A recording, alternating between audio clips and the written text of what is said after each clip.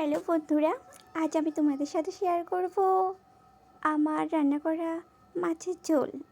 তো চলো আমি দেখাচ্ছি। আমি কড়াইতে দেখতে পারছো তেল দিয়ে দিয়েছি। এখন দিচ্ছি আলু আর ঝিঙে টুকরো টুকরো করলাম আর সেগুলো কড়াইতে দিয়ে দিলাম।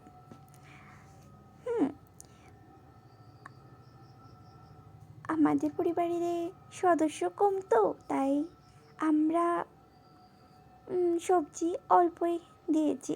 তো আমি চামচ দিয়ে নাড়াচাড়া করে দিলাম যাতে সবজিগুলোতে তেল পৌঁছায় এবং একটু সিদ্ধ হয়ে থাকে।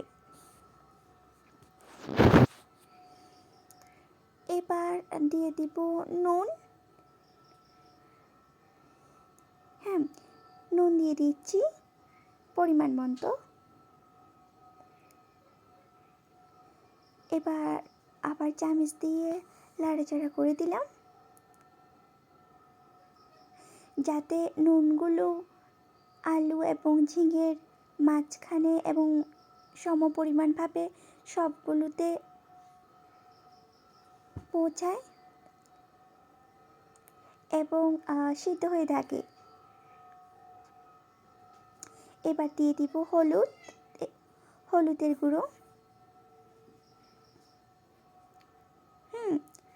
হলুদের গুঁড়ো আমার মনে হয় পরিমাণে ঠিকই আছে, তো আমি আবার চামচ দিয়ে নাড়াচাড়া করে দিলাম।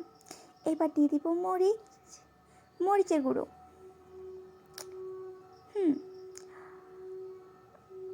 একটু বেশি করে দিলাম যাতে ঝাল লাগে এবং ঝাল অনুভূত হয়, যাতে মিষ্টি মিষ্টি না লাগে। আমরা একটু ঝাল খাই, তো একটু মরিচ বেশি প্রয়োজন হয়। তো মশলা দেওয়ার পর এবার দিব ধনের গুঁড়ো এবং জিরের গুঁড়ো। সবজিগুলো প্রায় কমে এসেছে না, আবার জিরের গুঁড়ো দিয়ে দিচ্ছি যাতে কম হয়েছে বলে মনে হয়, তাই।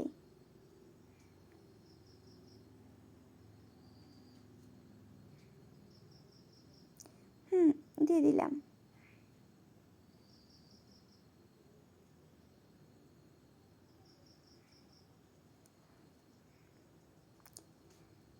বাস, মশলা দেওয়া শেষ। এবার একটু যাতে যে ঝোলটি একটু কমে সেটা লক্ষ্য রাখবো, যাতে সিদ্ধ হয়ে থাকে আলুগুলো এবং ঝিঙেগুলো।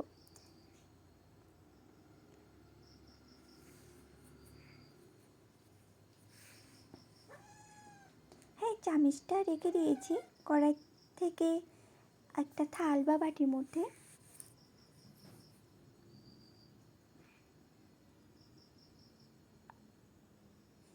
এই দেখছো তো প্রচুর আগুন, গরমের ভাবটা এবং আগুনের ভাবটা প্রচুর বেশি। চুলার মধ্যে রান্না করছি তো তাই, আর একটু কাঠ বেশি দিয়ে দিয়েছি তাই।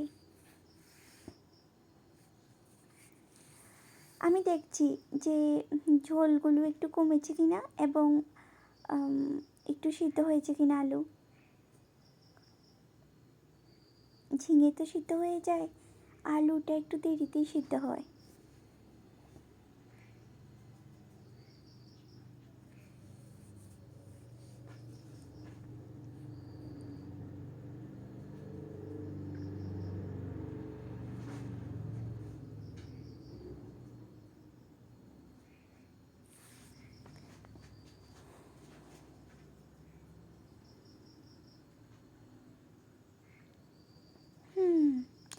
এবার ঝোল দেওয়ার সময় হয়ে গেছে প্রায়।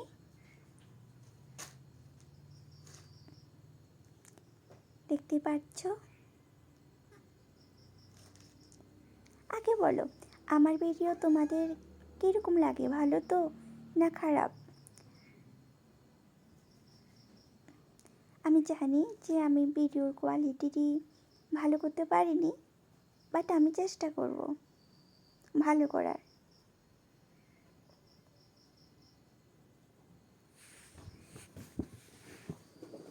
তবে আমি রান্নাটা একটা ভালো পারি না, আমি শিখছি আমার মায়ের থেকে। তো দেখতে পাচ্ছ আমি কড়াইতে ঝোল দিয়ে দিলাম, জল আর কি। এবার দিয়ে দিব একটু পরে মাছের টুকরো।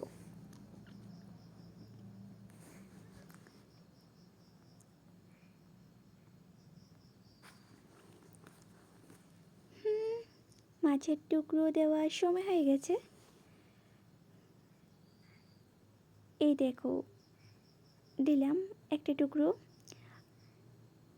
আরেকটা, আরেকটা টুকরো।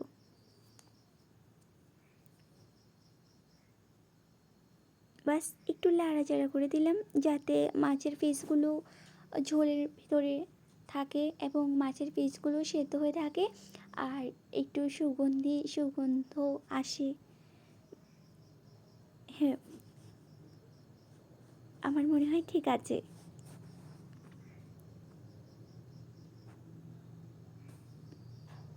আমি জানি তোমরা ভাবছো যে আমাদের কড়াইটা রান্না করার এত কালো কেন। প্রথমত এই কড়াইটা অনেক পুরানো। আমার মনে হয় আমার দাদুর অনেক বছর আগে। রান্না হয়ে গেছে, বাই। আর এটা কিন্তু আয়রনের কড়াই, তাই এর কালারটাই কালো। বাই।